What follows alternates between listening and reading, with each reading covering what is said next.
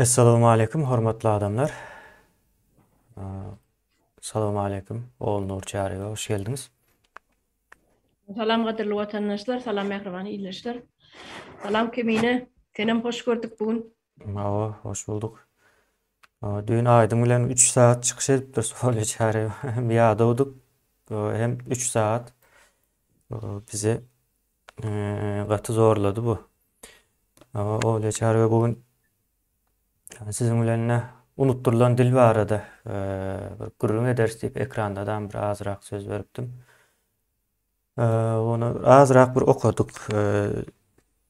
Yani az okamasam bir adam gynandyr ýa-da näme zatlary ýitiripdir we entegem biz şol öňkü 100 ýyl mundan öňkü problemalaryň şo wagt çözülmänligi üçin ýa-da çözdürilmänligi üçin çözýän adamlar ýok edipdirler.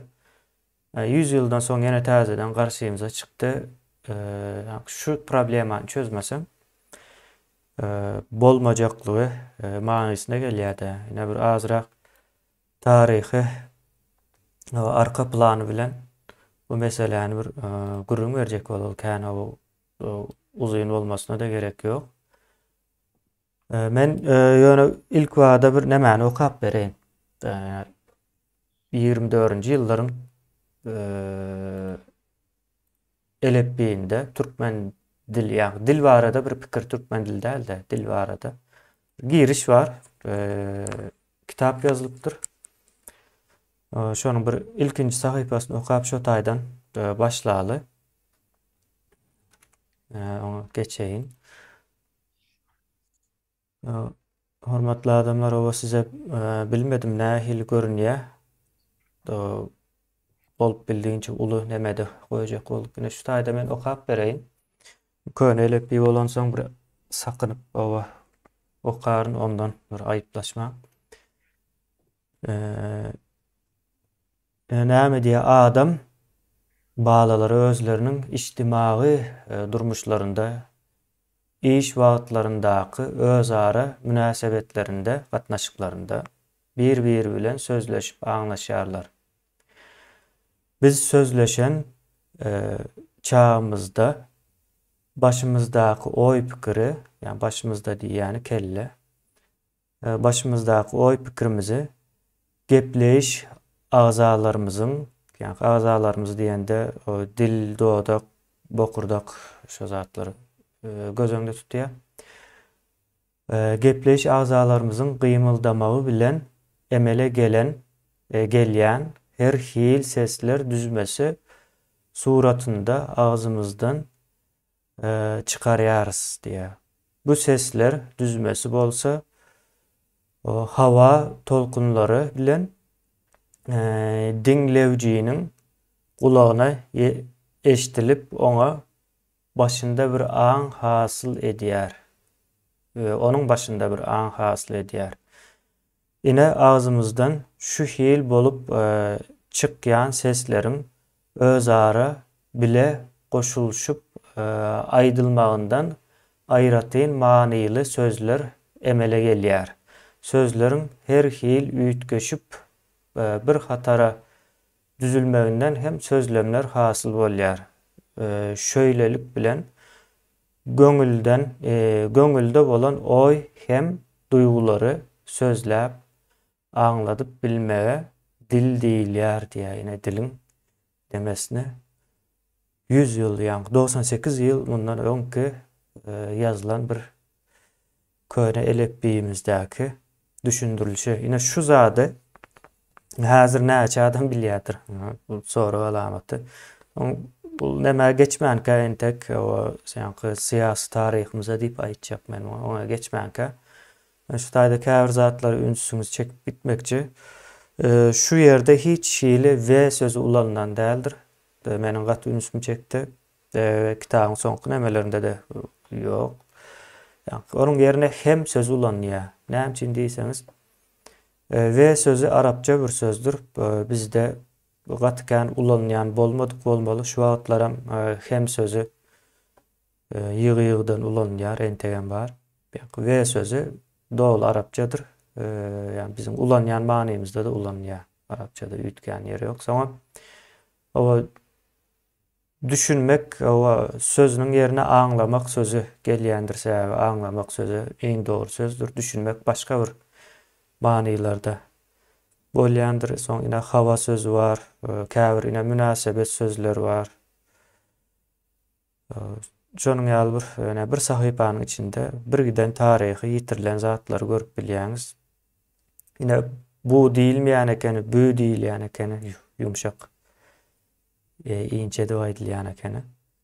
Şonuň ýaly ine dinlewjiniň dinleýijiniň diýip aýdylmaýan ekeni. Bu taryhdan bir meniň ünsüm çeken zatlar, belki siziň hem ünsüňiz çeker diýip hatırlatmak isledim.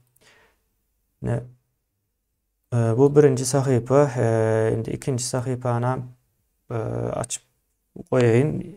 İldeşlerimiziň özleri okar, gyzyklansalar. Ine bu taýda 100 ýyl diýip alyberelim, 2 ýyla geçýär-de. Az aldy geçýär. Indi 100 ýyl mundan öňki bir mesele bu. Dil meselesi. Soň munyň indi nereden aldyň diýip sorasaňyz, buna Ataş Gaýypoğlu diýip bir ýylleşimiz var. YouTube'da kanaly var, ýani Ataş Gaýypoğlu diýip. Şo kanaly hökmen suratda girip görüň gatykän ýani türkmen dili we beýleki türki diller düşündirýär ýani. Türk dili diýip gören diliňiziň aslında türkmen dilini bizim häzir ulanýan dilimiz hakyky öz türkmen dilimizden uzaklaşandygyny şo taýlarda görersiňiz. Sebäbi biz taryhymyzy bilemzok. Yani unutturulan bir taryhymyz var. Yani dilde şoň bilen bilelikde unutturulmaly. Şoň ýaly bir ýagdaý var. Soň menem ine şul maglumatlary şu Ataş Gaýypoğlu'ndan aldım. O Twitterinden aldım, Twitterinde de gyzykly zatlar paýlaşýandyr.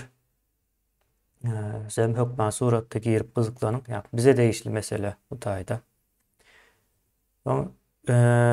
Ine bunu yazan adam kim? Şu gözümüzün öňünde duran kitabı yazan adam Muhammed Geldiyev. Birinci ýani dilçilerimizden bolýar-da. Birinci dilçilerimizden. Şu Ruslaryň Türkmenistany ruslaşdyrmasyna garşy eden gaýratlary, hyzmatlarynyň netijesinde çykarylan zatlar. Soň öldürilen bolmaly, ýani 30 we 37-nji ýyllar arasyndaky wakalarda gatykän adam öldü. Ýani bizim Cumhuriýetiň gurucylary hem şol ýyllarda öldürildi. Bu dilçiler hem şo ýyllarda öldürilen ýani bir benim düşünşüm boýunça her 30-40 ýyldan bir milletiň içinden bir milli duýgulu adamlar, milliýetçi adamlar ortağa çykýan eken. Soň bunu nädibem bolsa ýani şo Rus demesi imperializmi ýok edýär. Ýok edipdir, onu gördük. Ýani ýakynda da 80-nji 90-njy ýyllarda da etdiler bunu. Hatta soňky 30 ýylda has erwedin etdilermiken, ýani o öňkü döwürleri bilen deňeşdirende 21-nji asyryň ortasynda bolan wakalar da bular. Ýani başynda orta arasynda diýip aýdaýyn 21-nji asyryň. Şonuň ýaly bir gynançly bir taryhymyz var, ýitirimimiz var, unutturulan zatlar bular.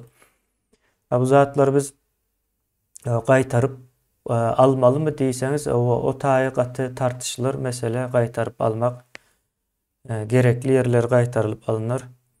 Şul elepbi mysal üçin gaty gowy men muny onur çarygan emetdim-de.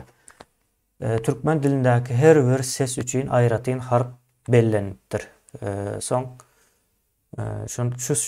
şu harplar bilen türkmençäni öwretseň, Türkmenistanyň neresinde kim öwrense dili bir meňzeş bolýar-da, uzaklaşmaýar bir-birinden. Ýani her bir harplaryň uza düşü var, goşa gelýändir käbir ýerlerden üns berseňiz. Ýani şo taýda mesela ýada diýip bir söz bardyr. Şu orta aralarda jada diýip ýazýar, öňkü nemede J harp, Y harp ekeni. Ya da öz diye, öz ara mesela. Ya şu taylarda da şonun ýaly. Onur çağırıyor sesinizi yapıp ýaly. Kemine neme görünen okmaňa şu ýerde goýýandadyň, paýlaşýandadyň ýa özüňe Ben görnýär. WhatsApp'tan uğradıptım ben onu WhatsApp'taki suratlar. Ha bolýa onda şu watandaşlarymyz görüp bilýän. Hava vatandaşlarımız görüp bilýär. Şonuň ýaly şu boýunça öwredilse Türkmenistan hem ýerinde de deň derejeli bir dil öwrenýär. Yani Türkiye'de bolşaýaly. Türkiye'de de harplaryň nemeleri vardır. Mesela G harp, uzatma harpları, soň häzir soňky döwürlerde sosial mediada aýryldy. Köp ulanýan okuýana. Habar kanallarına seyretseniz şu zatlar ulanýandyr. Ve bolmalydyram. Indi bunun ýanky Muhammed Geldiýewiň durmuş biografiýasy barada bir ýazylan bir kiçijek kitapçyk bar. Ýani ullakan däl, bir saatyňyz belki, bir ýarym saatyňyz aýyrsaňyz okap biljeňiz bir kitap bar. Olam ýanky Ataş Gaýpoğluny Twitter hasabynda bar. Yani isleseňiz maňa nemeden ýazsaňyz, göni ýazsaňyz men hem size uğradyp bilerin onuň kitabyny telefonunuza. Okap görüň ine şol adam ýanky şu türkmen diliniň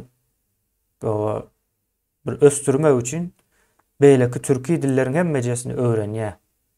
Beýleki türki dilleri bilmän o türkmen diline täze bir zat goşup bilen o. Beýlekler hem o öz dilini bir östürjek bolsalar, ýanky türkmen dilini öwrenmän edip bilmeýärler. Sebäbi bu milletleriň dilleri gaty ýakyndyr, bir-birine iç-içe geçendir. Gaty ağız tapady bardyr. Hatta göne ýanky özbekçe gürleýän adamy özbekçe düşüp ýöne sen o gürläp bilmeseň türkmençe jogap berseň olam düşünýär. Meniň başymdan geçen nemeler düşünşüp bolýar, hatta gazaklar bilen düşünşüp bolýar, arkaýynlyk bilen gazak tanışlarym bar. Şonuň ýaly bir nemesi bar. Ýani bu diller bir-birine dolu bilmän, o ösüp bilmeli däl bolmaly. Ýani şu Ataş Gaýpoğlunyň kanalynda görseňiz diňe türkmen dili däldir, beýleki türki diller hem bir ara alýandyr, deňeşdirýändir. Ve gaty gyzykly meniň üçin elmi dama ýazarlap bilemek ýöne nemelerini görýär. Onur çağırıyor. Indi şu kitabyň ýazary bardy, onu men häzir şu taýdan aýdyp bereýin. Ýanky Muhammed Geldiýewiň biografiýasyny ýazýan. O Täç Muradow diýär. Täç Muradow diýip onu tanamak, tarihimiz bilemzok, bilemok diýsek. Ya bilmeýän bolsak bilemok diýmeli. Şonuň ýaly bir ýagdaý size o kitaby sorasaňyz uğradyp bilerim. Ýanky häzirki elepide ýazylandyr. Doldurmuş barada. Ýanky nirelerde okapdyr. Kazanda okaýar, dogry dälmi?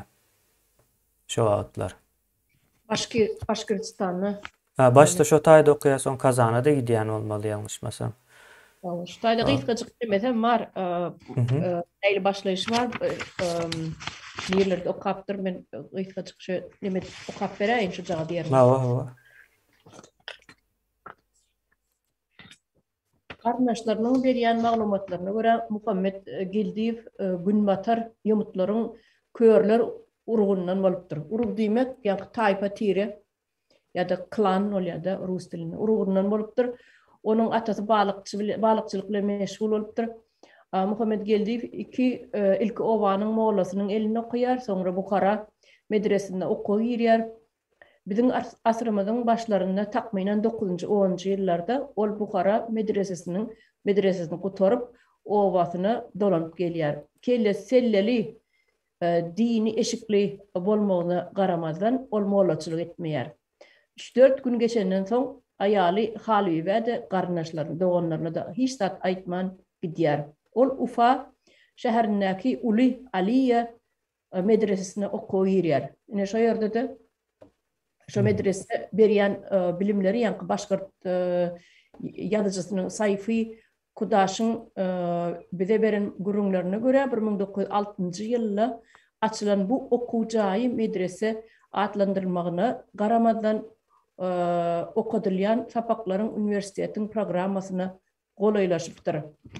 Onu ene dili hasap, fizika, kimya ýaly predmetler hatta orta mektebin programmasına layıkda Rus dili ve edebiyatı hem okudulyan eken.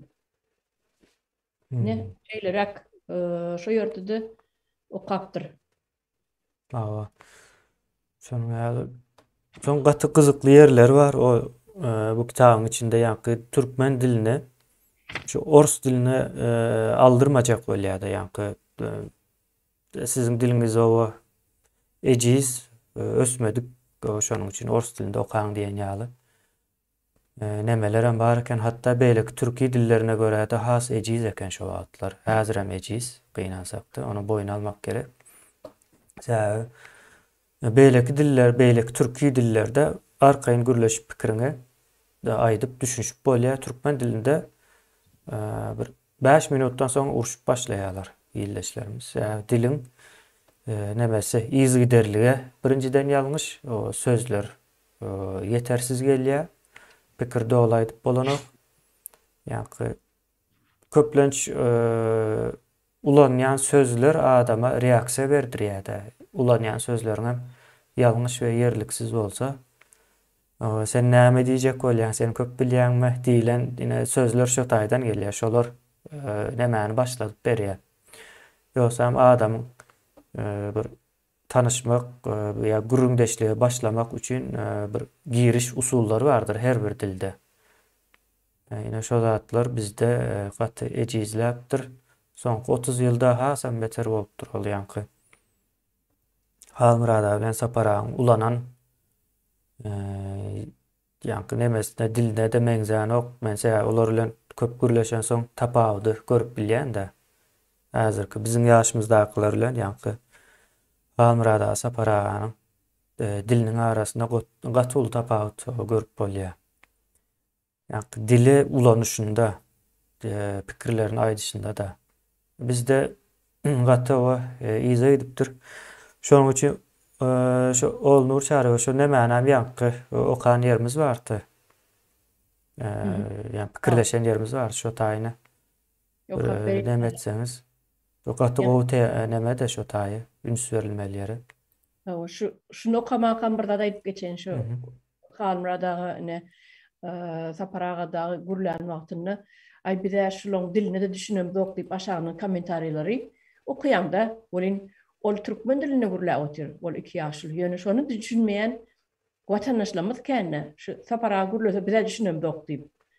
Diýmek ýanky aýdanyň dogry zat, gaty dogry zat. Olong diliniň ýanky söz baýlygynyň mukdary bilen bizim şu wagt ýaşlarymyzyň söz baýlygynyň mukdary yer bilen gök ýal tapawut bar. Şonuň üçin düşünüp bilen oklar. Ana şonu aýdyp geçeýin edim. Inişde men okap bereýin. Ýanky Muhammed Geldibiň bu döwürlerde eden işlerini aşakdaky ýaly jemläp görkezmek mümkin. Muhammed Geldib 20-nji ýyllarda halk köpçüliginiň sowatsyzlygyny ýok etmekde, milli medeniýeti östürmekde. Her bir halkyň ene diliniň ähmiýetini ören dogry düşünýär. Kommunistik partiýanyň siýasatyny durmuşa geçirmäge çalışýar hemde dil frontunaky gyşarmalara garşy berk göreş alyp barýar. Meselem Ependizade türkmen edebi diliniň işlenilmänligini, normallaşdyrylmanlygyny görkezip türkmen dilini täze medeniýete yaramsız dil hasaplaýar we türkmen dilini taşlap türk ýa-ni skopkaň içine Osmanly türkleriň diline geçmäge halk köpçüligini çağırýar diýär. Bu pikir Marksizm klassiklarynyň kommunistik partiýanyň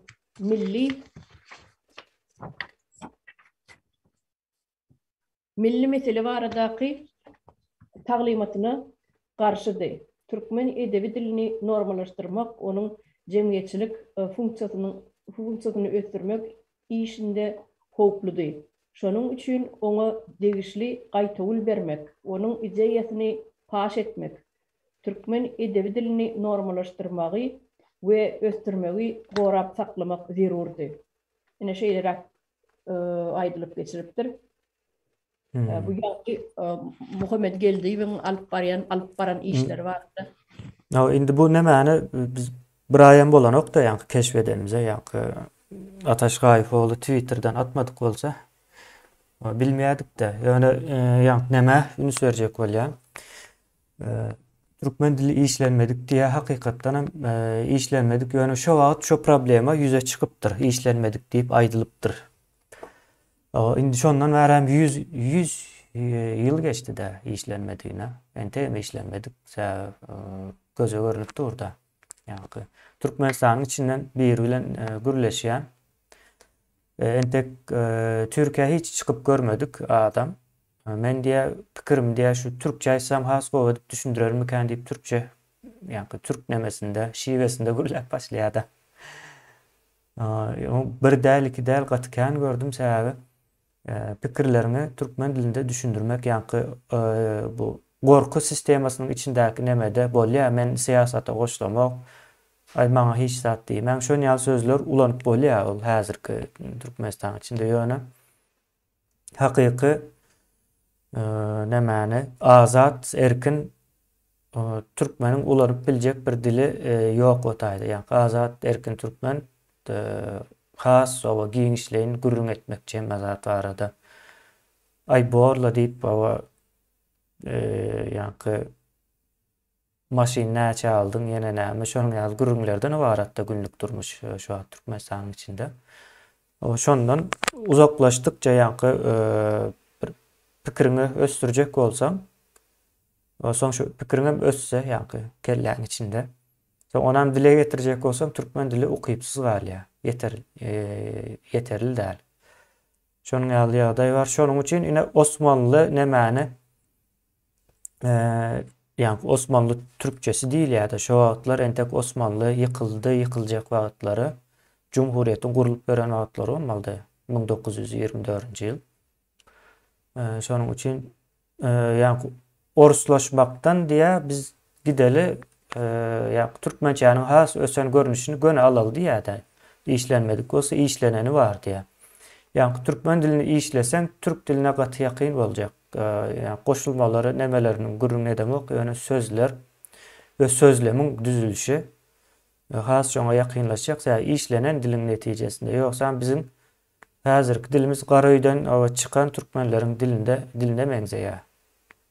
Şo Garaý üçin gaty gowy, Garaýyň problemalaryny çözmek üçin hem gaty gowy dil ýöne entek indi Garaýda ýaşamjokda.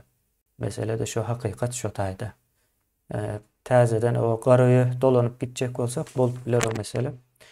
Soňçy taýda bir illeşmiz bir pikir ýazypdyr. Dogry pikiri ýa-ni sowatsyzlykdan başlaýar diýär. Sowatsyzlyk dilsizlikden bolýandyr. Ýa-ni ikisi bir-birini tamamlayan zatdır. Sowatsyz bolsaň diýmek diliň yeterlikli däl bolmaly. Diliň yeterlikli däl bolsa da sowatsyz bolýar. Bu içinden çıkmaz bir ýagdaý da. Ýöne bunu nädip çözüp bolýar? İşläp çözüp bolýar. Ýa Türkiýe 24-nji ýyldan soň ýene täzeden işledi dili. Nädip täzeden işledi? 1350 ýyl mundan ozalky türk diliniň nemesini aldylar. Yani hemme Kazak, Özbek, Türkmen şu näme milletleri bar bolsa şolaryň hemmejesine yani iň ýakyn merkezi dil bolan dili aldy. Yani Orhun ýazytlary diýär, Orhun ýazgylary. Daşa yazılıp gidilen yazı. Başta Mongollaryň nemesmiken diýerler, soň seretseler sanlar. Yani Mongolçadan Türki dillerin tapagy sanlar we hapa sözlerdir. Yani hemme Türki dillerde sanlar birdir. 1 2 3 4 diýendir. Şo ýa-ni bir iki harf ýütgäp bilýär. Mysal üçin Gazaklarda 5-e bes diýerler. Bes diýip şonýa bir hili. Sen hem şunuň ýaly doý diýerler. Türklerde 5 diýerler. Türkmenistanyň käbir ýerlerinde 5 diýenler bar. 5 diýilip amaýdylýar. Şonuň ýaly bir ýetgeşiklikler bar ýöne. Galan nemeleri meňzeşdir. Ine dilin türki dilliğini sanlarından soňa skopkanyň içinde aýdaýyn ona. O hapa sözler meňzeş bolýandyr. Ýöne beýlek sözleri ütkäp bilýär. Çala çala ütkäp bilýär we mongolçadan hem tapawutlanýan, ýani tapawutlan tarihdaky tapılan yazılarda şu dilin mongolça däldiğini şo taýdan neme diýerler. Türkler hem gitti şo taýdan aldylar, ýani 1350 ýyl bundan öňkü dili täzeden işläp ýani modern dil halyna getiripdi. Şonuň üçin hemme pikirleri arkaýyn aýdyp bolýar. Ve düşünüp bolýar şonuň netijesinde de. Şol ine Muhammed geldi hem şol wagtlar şol meseleni düşünüpdir, gozgapdyr, ýani nädip çözýäni bilýän ekende. Elbette ölmedik bolsa, öldürülmedik bolsa şu wagt türkmen dili has başga ýerlerde bolardy. Hepsi iş ederdi. Niştaýda men bir zat okap beresiň melýär şol Muhammed Geldiýewiň şu 20-nji ýyllarda alyp baran işleri şu türkmen dilini ösdürmek barada ýaşlary, çağalary, bilimli nesilin yetişmegi barada gaty ulakan köp iş edipdir. Emma onu şol ýyllarda 30-njy ýyllar töwere 30-39-njy ýyllar içinde onuň ady halk düşmany bolup gidýärdi. Ýöne dirika eden işleri Niştaýda şeýle diýär.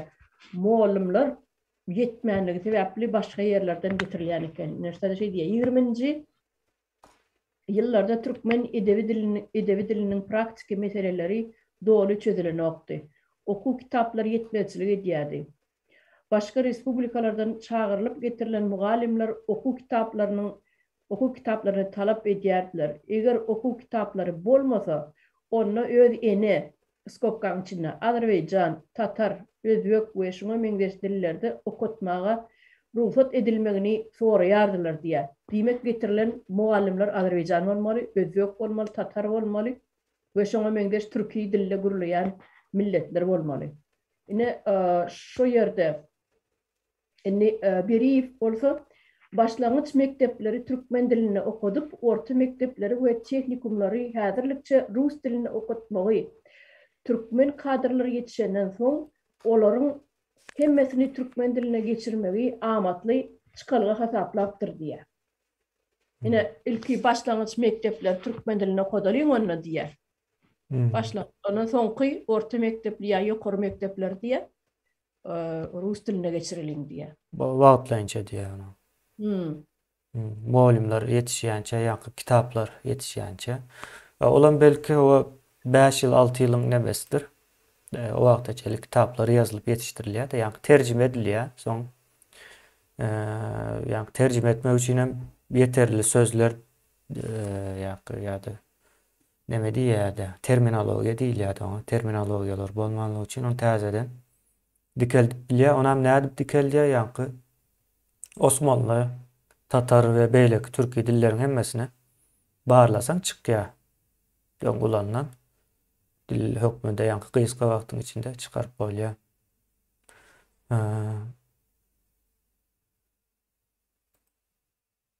Şonuň ýaly bir neme ýagdaý ýa illeşler.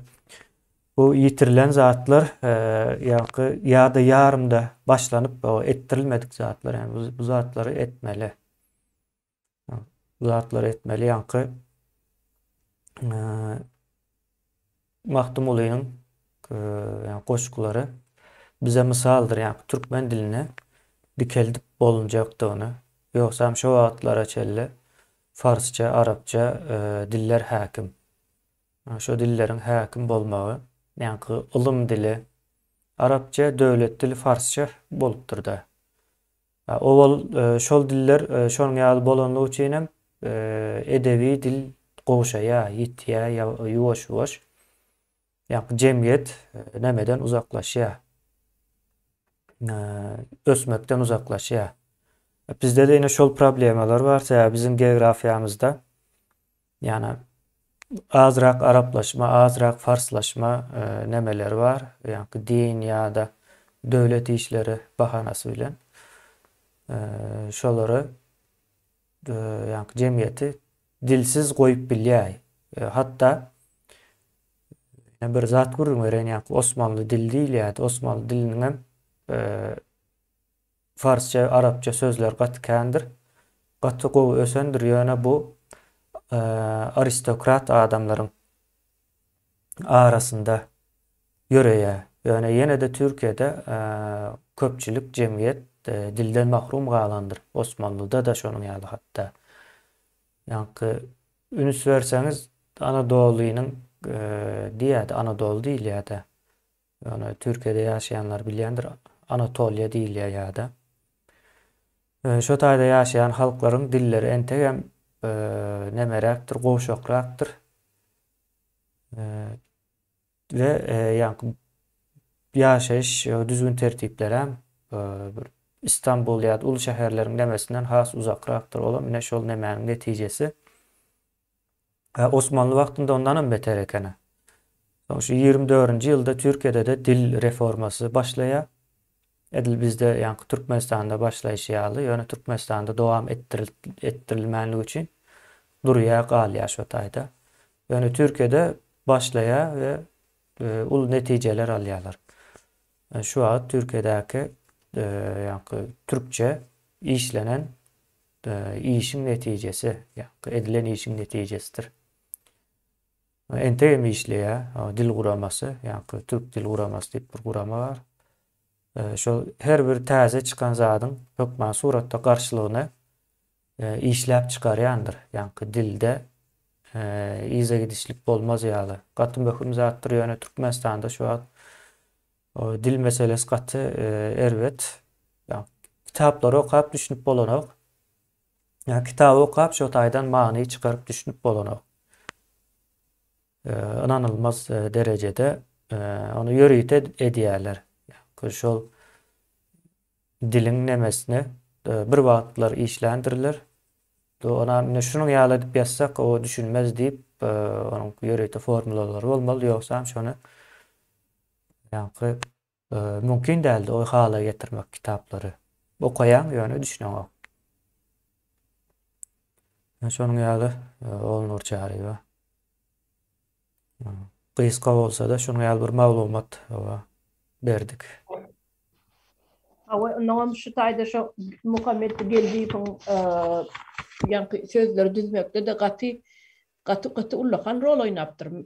Şol meselem ine türkmen diline türkmen dilini gowrak bilemseň aýdýanda türkmen diline meselem sözüň asl sözü inçe çekimli bolsa, şoň goşulýan goşulmalarym hemme inçe çekimli bolmaly. Eger ýok inçe çekimli bolsa, onun goşulmalarym ýok inçe çekimli bolmaly. Türkmen diline asnavnon esasy şol garylmaýa. Köp sözler ýa-ni 90-99% sözler garylmaýa.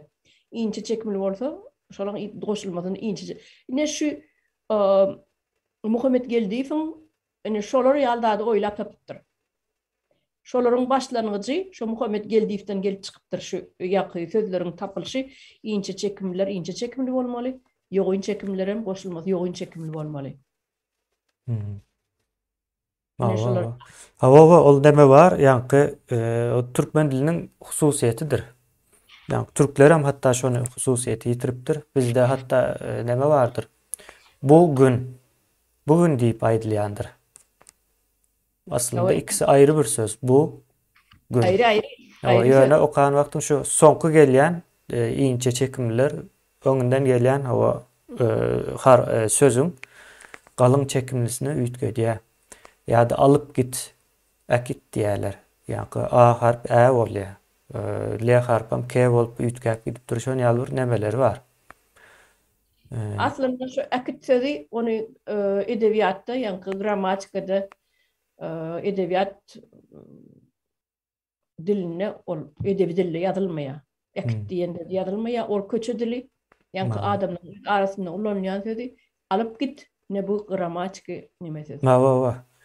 Şoň ýaly bir üýtgeýän ýerleri var. Ýöne bu iki sözüň arasyndaky nemede. Ýöne bir sözüň içinde gelen wagtam hiç haçan bir galyň bir inçe çekimli gelýän däldir. Gelýän bolsa ýokman suratda daşyndan alynan sözdür. Ýa Arapçadyr ýa Farsçadyr. Şo taýdan bilip bolýar köplençe. Bar on ýa sözlerim. Hı. Ýogyn çekimli bir inçe çekimlen garşýan ýerleri bar. Meselem agzy berlik. Hı. Agzy birlik ýygyny naky Ya, iki saatly aslında ayratın sözleri yani ona husus sözdür edilýärdi. İki sözden husus sözdür etsem birleşýär. ýa Az oş bilelim. ýerlerni. Hı. Ýanky şo inçe çekimli ýogyn çekimlerim şol üstüne işläpdir geldi.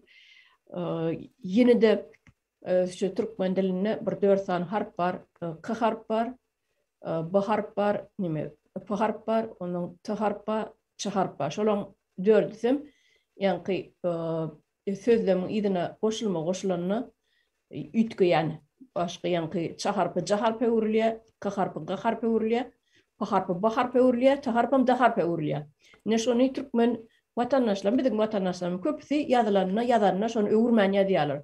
Eýýam türk şu wagtky Türkmenistanyň mekteplerine dogry düzüli okutulmaýanlygynyň bir alamatlary. Şonu köp gabat gelýän men. Şonu üýtgeden oklap.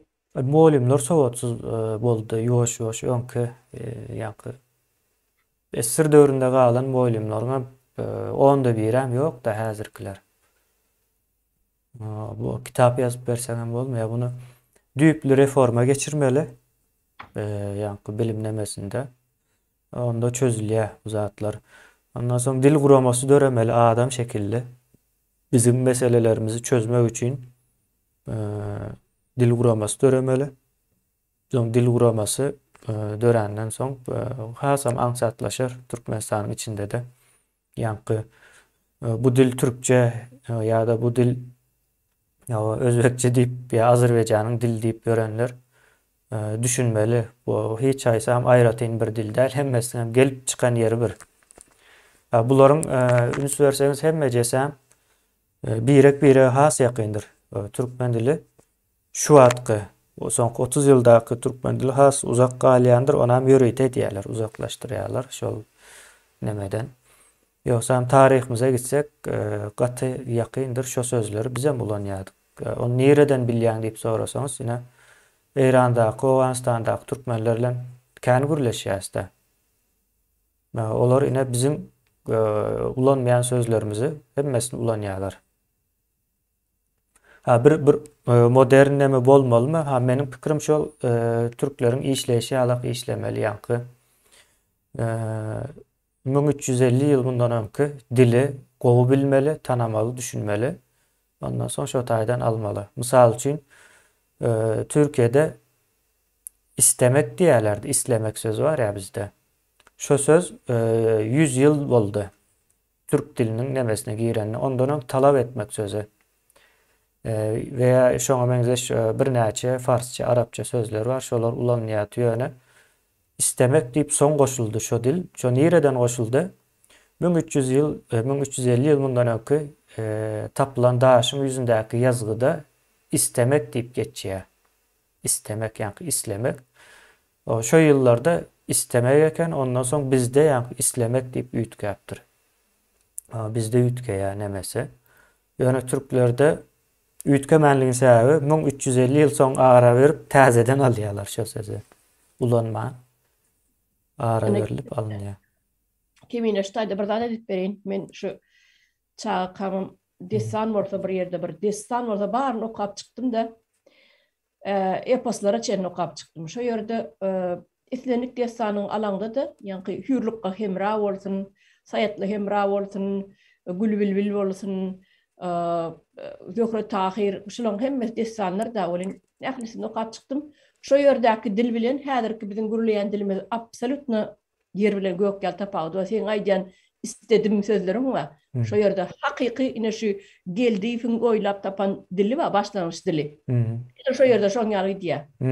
İstemek diýip Şo ýerde edir şoň ýaly diýär. Gadymy sözler ulanan şol sebäpli şol gadymy sözler men köp bilýän. Şu destanlar okasam şo ýerde belli bolýar. Türkmen häzir isleýän diýerde. Indi şo ýerde eň berkisi göroglyň eposyny okanda da şo ýerde ine bir kelime söz aýdar boldy. Gör bak näme diýär diýär. Şo ýerde ýanky goşgularynyň hem ýazylan goşgularynyň hem Ählisi diýen ýaly ýankyýaly gadymy sözlerle ýazylan. Ýa-da ne hürlükli hemra beýleki bagşlan neme kimdi on ady Miraly ýanky olam neme epasmy neme bolmaly.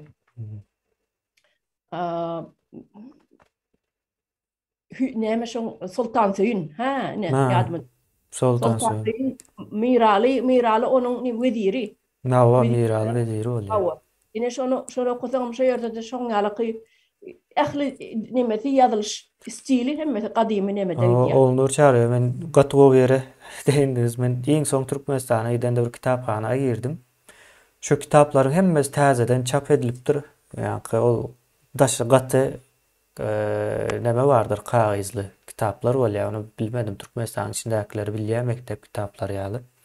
Şu daşy gaty kagys kitaplar ben halamaýanda şu kitap ýaly göremek bir kitap yumşak bolmaly daşy. Ýöne şonu hemmesini täzeden basyp üýtgedipdirler. Şo üýtgeden wagty şo sözleriň hem hemmesini üýtgeden bolmalylar şular. Şonuň üçin täzeden basyp yerleşdirýärler, şo taýlary doldurýarlar. Şonuň ýaly bir ýagdaýlar bar. Şu öňkü nemeler, öňkü destanlary şo wagtky ýazylan sözler bilen okamak mümkin däldir meniň pikirimçe. Men şo neme ýoksam ýöne ýeredilmeýär. Bunu etdirýän Hıramow. Onu hemmekim bilýär. Köp kitapda baş redaktor ýa-da ýa-da sargyt beren redaktor hökmünde zakazçyk diýil ýa-da. Sargyt beren o redaktor hökmünde ady geçýär kitaplarda. Onu görkezdiň biz onu ekranda da. Soň ýene de bir zat bar. Türkmen dilini ýöreýte ýalňyş edýärmi ýa-da sowatçylykdan ýalňyş bolýarmy? Ýöne bir misal berjek, türk dili bilen deňeşdirjek. Türkiýede uçak diýerler. Bizde uçar diýerler. Indi iki söz asly gelişi bir, kökü bir. Ýöne ikisini bir ýerde ulanyp bolanak. Uçar nämälim geljek zaman. Haçan uçjagy belli däl diýmek. Uçak elmidama uçar, ýani uçmak üçin yaradylan diýmek. Owa soň indi haýsy dogry bolýar? Haçan uçjagy näme belli dälmi ýa-da uçmak üçin yaradylan bir zat diýmekmi, döredilen? Çok dogry bolýar. Ýa-da gaçak sözü bar. Gaçak diýil ýa-da. Gaçar diýip aýdýasmy biz? Bize maydamız yok da gaçar diýip gaçak diýäs. Ýa-da düşek. Düşemek ýani. Düşek diýil ýa-da. Döşemek üçin döredilen neme? Üstünde oturýan. Yere düşýän, oturýan. Düşek diýil ýa. Gidber ýa. Ine biz öz tarihimizde seretsegem, ýani uçar sözüniň ýalňyşlygyny bilip bilýäs-de. Munam aýdyň aýdypdy geçen uçar sözü ýalňyş söz diýip pikirlenmäpdi, bir ýylmyndan aýtdy. Soň pikirlenip görsen gatykän şonuň ýaly ýalňyş sözler bar. Ýani sözüň ad, sıfat, işlik, ondan soň ýani zamanlara göre nemesi bizde dogry ulannan ok. Bu zatlar o pikirlenşe de o täsir, ýani bildirmän täsir edýär. Biz şondan ters köp zada düşünýäs, ters pikir edýäs. Şoň ýaly ýani bu dille bunyň ýaly bolmaz. Ýani Muhammed Geldiýew işine dowam eden bolsa da adam yetişdirmäne ruhsat berilen bolsa da bu zatlar bolmaz da gaty ýaş döwründe ýok. Onu adam yetiştirmäne may vermediler, öldürdüler onu ýaşy 30 näçe ýaşynda. 31-nji ýylda öldürilýär, ýani näçe bolýar? 40-50 ýetenek bolmaly da şu. Bu ýaş öldü. 40 ýaşlarynda. Şonuň ýaly bir ýagdaý, ýyldaşlar, o siz näme pikir edýäňiz bu arada? Sizin pikirleriň ýani elimizden orslar hemme zady alypdyr. Şonda da käbirler ors güýçli diýär. Düýün aýdym bilen çykyş edende. Belki görensizdir. Ors güýçli däl. Ors zalim. Ya zalimliğe güç hasap edýän bolsaňyz, onda siz hem zalim bolýaňyz. Güýjüň her nemesi bar. O gowluk hem bir güýçdir. Gowluk etmek hem bir güýçlülükdir. Yani bu Ýa-ni orslar zalimligiň tarapyny tutýan bolsaňyz, zalimligiň tarapyny tutýan bolsaňyz, onda diýmek sizem şo şärik bolýaňyz, sizem zalim bolýaňyz. aa, şonun ýaly. Ne ildeşlerimiz bir avray bir namus diýär. Iki sözüm türkmençe däl. Aa, Hmm. ya şonun Türkmen ýaly. Ýani o manylary. Bir hawa bire. Ara köp sözleriň öňüne bi goşulýandyr. Şo negativ bolsa, ýygyny öňüne bi goşulýar.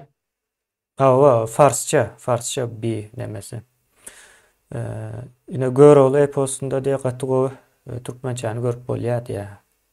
Hakykatdan. Şoň üçin Göroğlu eposunu ýitirmek etdirýärler. Orslaryň birinji ýok eden zatlaryndan biri Göroğlu, o soň Gorkut ata ýalyk bizim nemelerimizi ýok etdiler de tarihimizi. Bu zatlar tarih. Dilem şonuň içinde de esasy neme dil. Ýene bir zat aýdyp geçesim gelýär. Men häzir Türkmenistanyň bibliotekalary ýa-ni kitaphanalarynyň habarym ýok. Ýöne biz çağa döwrümizde gaty dürlü ertekler bardy, kitaplar bardy. Ýene bir galyň kitap ýadyma düşýär, ertekli kitap. Ine şo ýerde hakyky türkmen dilini okap gabat gelip bolýardy. O kitabyň ady Belendemdäl, Petemdäl, Ýakynymdäl, Daşamdäl. Şolary bir kitap bardy ertekli. Ulahan kitapdyr, galyň. Indi şo kitap ýokdur. Men onu 100% güman edýän, ýokdur şol. Şo kitap. Tüya içinde türkmen diline şeýle arasy dille, gadymy dille gowy edip ýazylan nemedi ertekler bardy. Ödem gaty gyzykly. Ine şu desanlaram näme üçin ýok edilenler? Ýokdur häzir barsaň kitaphanalarda şo desanlar. Ön gaty köp desan bardy. Gaty köp. Islan bibliotekaňa, islan kitaphanaňa baryp alyp bolýardy. Awa. Ýürüti bolmaly. O dile yani öz dilimize gowy düşünmeli. Biz nähil dil ulanýas? Ulanýan dilimiziň o güýji ýeten okma bu zatlar pikirlenmeli, soň bu işlenmeli. Dil elmi dama işlenmelidir, dinamik bir zatdır bu dil. Yani dinamik diýmek dowamly hereketde diýmek. Biz 100 ýyl mundan öň galypdyr, ýa-ni işlenjek wagty galypdyr, söýüne 100 ýyl mundan öň näçe 100 ýyl izde galandygymyz belli däl. Ýa-ni 100 ýyl mundan öň izde galypdyr diýip işe başlapdyrlar. Şu bana aýtsaňyz 1000 ýyl ýa-ni Seljuklu ýyklandan soň izde galypdyr. Şondan soň dilem beýlek zada meselem nädir? Bilime meselem nädir? Şonuň ýaly bir ýagdaý diýildeşler. Ine şu ýa-ni ýene ýadyma düşenler barda gadymy şu klassiklary biziň öz türkmen gadymy klassik şahirlerimizi men okan wagtym şoň goşgularyny hiç şeýle terjimesiz, ulanmasız okap bilýärdim. Hem meselelerini düşünýärdim. Te otayda köp sözler fars dilinden alınanna. Ine aýdaly meselem müşku anmar diýe. Häzir biziň türkmen ýaşlamada sonra müşku anmar näme diýmek? Bilmez olan köpsi. Te ol aromat diýmek ýa-ni duhy. Ýa-ni aromatny is berýän müşku anmar näme diýip goşgularyna gitýär. Farsça söz ol, farsça söz.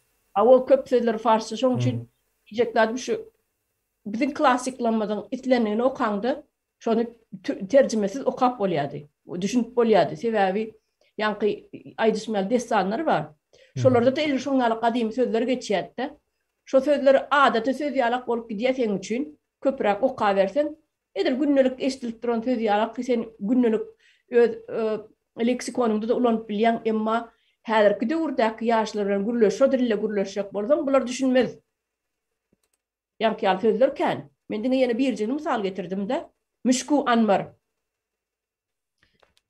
Ine şolar ýaly söz kän. Türkmeniň kitaplaryny söz kän. Ýöne emma o kitaplaryny ýok edilen bolsa, türkmen öz aslyny, öz medeniýetini, öz dilini, ene dilini ýatdan çykarsyn, özüniň kimdigini bilmesin diýen ýaly many bilen ýa-ni Hramowlar üstünde gowy işläpdirler.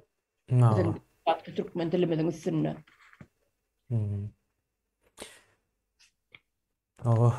O Nur Jariwa. O jemlesem bor. Eee, Düşnükli bolandır. Ýa-ni biz bu zadyň demesdäl. Hünärmen däl. Ýöne pikir bermek üçin aýtdyk. Ýa-ni biz özümüz okan soň haýran galdyk buna ne ýetişdireli, ýyldaşlarymyza bereli diýip pikir. Ýine şu zatlar näme üçin ýitirim boldy, näme üçin ösmedi. Beýleki ýurtlarda diňe orsoga günäkärlik hem dogry däl. Orsun arasında da bunu edenler var bu işi diline. Ýa-ni Azerbaýjan mysal üçin. Azerbaýjanda köp sözler ýa nemeler iten däldir ýa-da gaty çalt da o iýizine jemläp bilipdirler. Bizim meselemiz hem ors var, hem orsdan soňky 30 ýyllyk waka var bizdäki 30 ýyllyk döwür. Ýene şo taýda mıkan diýen meseleler. Ýa-ni bir problema entek o bitmänke ikinci problema başlady. Şonuň ýalak bolmaly da. O Niyaz soň ütgeşiklik edipdi diye aýlary adyny ütgedip Gurban Sultan. Ha, O ine dilem o şonu ýaly edibem o bitirip bolýar ýa-ni. hakyky. Ýa-ni aýlaryň ady şu wagt dünýäde ulanýan aýlardyr. Ol näme? Näme diýilýär oňa? Haýsy kalendar diýilýär? Grigori kalendarym diýilýär muňa. Ýadyma düşenok ýöne hristiýanlaryň gatykän kalendary nemesi var. O näme diýmek de İsa'nyň dogulanyny diýip hasap edilýär. Ýöne gün nemesine boýunça. Bu aýlaryň ady ýa-ni sentýabr, oktýabr, awgust sözler bu grek nemelerinden gelýär. Grek döwründen bäri gelýän sözler. Gaty könedir 3000 ýyllyk taryhy bardyr iň az. 2,5 ýyl belki.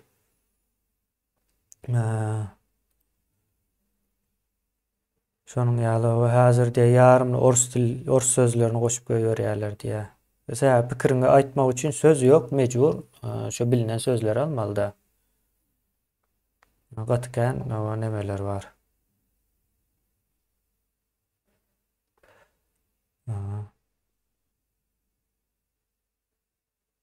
O ýöne biziň şu türkmen dilimizi ýitirmek üçin gaty gowy işläpdirler.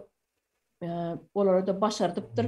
20-30 ýylyň içinde şoň üçin biz türkmen watandaşlarymyza şu ýitirilen dili ýygyna gaýtaryp almak barada özleriniň ýa-ni pikirlerini ýazsynlar, düşünjelerini ýazsynlar. Bize gerekmi şu türkmen gadymy öňkü dilimiz?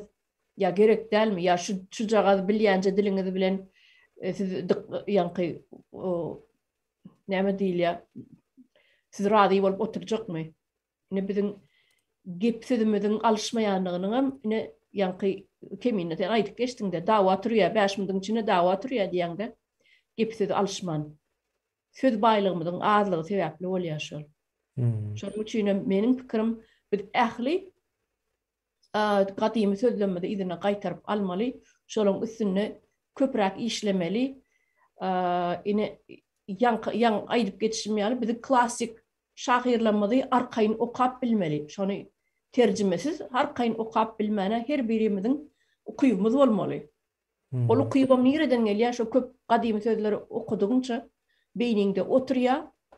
Ondan sen günnelik leksikonuňa şonu ulanyp bilýär. Ne mesele köňül sözüni diňe klassik şahyrlarda eşidersiňiz. Häzir biz ulanamyz gaşyn. Köňül diýip aýdamyz, ýa göňül diýip aýdamyz. Göwün niýär? Göwün. O söz ýem современный täze söz, modern söz. Ýöne goşgularda okanmatyň şeýle bir gelişikli şeýle bir owadan eşdilýär-de. Şu gadymy sözleme. Şonuň ýaly ildeşimiz ýazypdyr hijri kamer kalendar diýip geçýärmi diýip. Ýok, hijri kamer ol din ýa-ni İslam nemesinde kalendar. Ýa-ni göç ay kalendaryna göre göçüň edilen wagtyndan hasaplamak diýmek de hijri kamer. Kamer diýmek ay diýmek arapça. Hijri diýmegem göç etmek diýmek. Şonuň ýaly gaty neme var? Hawa pikirlendirýän zatlar bular. Kalendarlaryň atlary gatykän kalendarlar wagtken. Ha, biz bu zat näme ne diye so bir tarihimizin bardygyny bildirmek üçin ýa-ni Orsun güýçli ýene näme ol bir ynançlar bar da ýa-ni Ors merkeziýetçilik bar.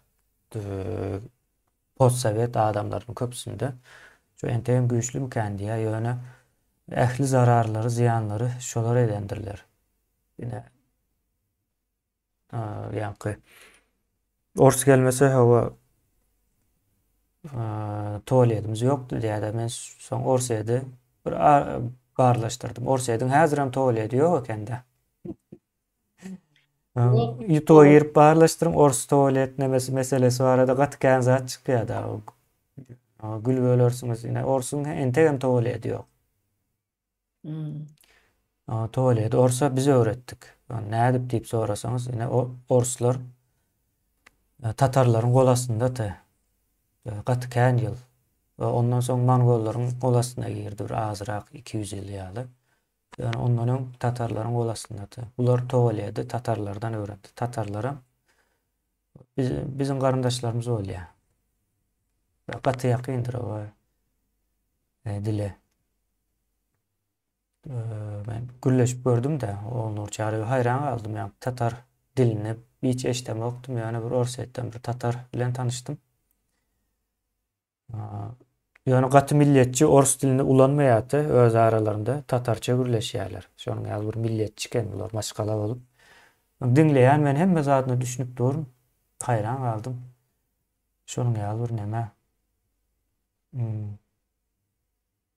Ýa-ni yani ortlaryň özüni gürleşseň ýa-ni bilen taryhyny izarlasaň ýazylan dokumentalny ýa-ni arhiv kitaplaryny okusaň biz tualeti diýä Ýewropadan Piotr I getirip berdi diýe öwretdi diýe.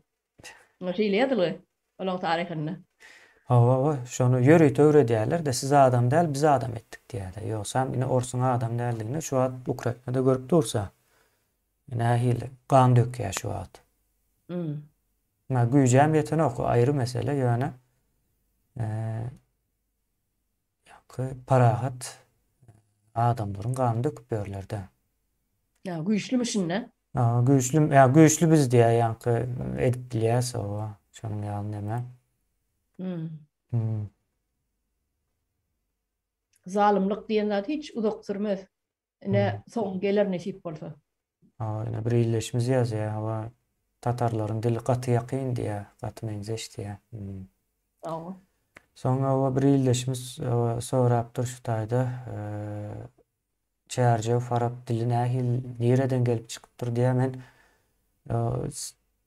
sizin bilişiňiz ýaly bilýändirim säw Türkmenistanyň taryhy gaty nemedir? Gizlenen, saklanandır. Biz bunu hükman suratda bilmeli ýöne türki dili ýa-ni gaty ýakyn. Hatda Çärje Farapyň dili Türkmen diline gaty ýakyndyr nemeleri, sözleri ýa-da bir nemeleri. Uzak dil däl. Siz häzir onu diýäňiz Finlandiýanyň dili bardyr, Finlandiýa. Finlandiýada o türki dilleriň nemesine girýän Ural, Altay dilleri diýip geçýär. Ama şu dillerden diýini bilýäňiz. Siz içimizdäki ýa-ni Çärjewiň diliniň meselesi däl. Finlandiýanyň dili bize ýakyn. Ýa-ni guruluşy, sözleri ýakyn däl, sözleri ýene ýa-ni Mongolça ýaly nemerek ýöne. Şonuň ýaly hatda bir Ýaponiýadan bir dostum bardy. Suyu diýerler.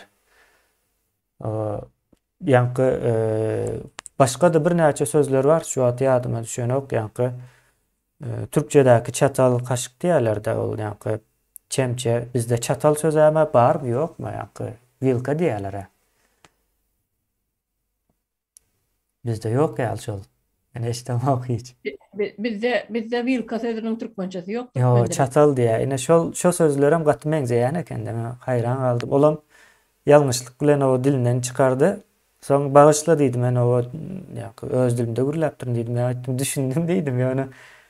Soň o sorap nemetsek o kän gaty meňzeş nemeler bar. Ine şonuň ýaly Ýapon, Koreýa, ondan soň Finlandiýa, Wengriýa, Orta Asya, Türkiye dilleri hemmesi Ural Altay diller maskalasındandır. Çalt öğrenip bilyas. Biz Finlandiya dilini hem, Korey dillerini hem çalt öğrenyas. Çalt düşünyas. Guruluşu eyyem bizim aklımızda. Ya o tıva dilenmeyi de çeken birikki. Hmm. Şonun ýaly bir gyzykly nemeler var. Ine biz aslymyz şo taýlardadyr. Ýogsa hem Özbegistan, Gazakystan, goňşy ýurt, sowa diýip geçýär. Goňşy ýurt däl, o garyndaş ýurtlarylar. Goňşydan ama o aňyrakda. Ýa goňşy neme öz Eýranyň goňşy ýurtda, ýöne Eýranyň dili bize ýakyn däl, bize ters. Sözlem düzlüşem. Biz gürläp başlanan wagtda sözlem nähil bitjegini bilýäs-de. Türkmen ýa-da Ural Altay dilleri şonuň ýaly. Ýöne Ýewropanyň, Araplaryň, Farslaryň dili soňuna çelle we garaşmasaň şo sözüň eýesi kimdigini bilip bolanok. Kim barada gidýär gürrüň. Şonuň ýaly bir guruluş bar. Şonuň ýaly. Ol Nurçary şu taýda jemlesem bor. Bolýar.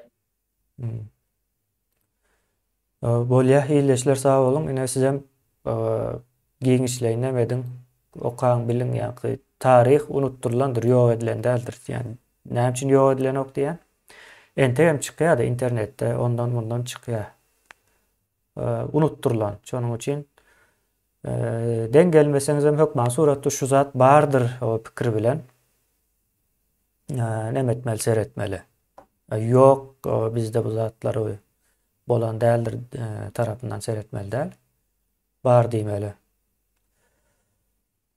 Onda bolýa sağ olun. Köp. Onur çağırın. Size de sağ olun. Sağ olun vatandaşlar.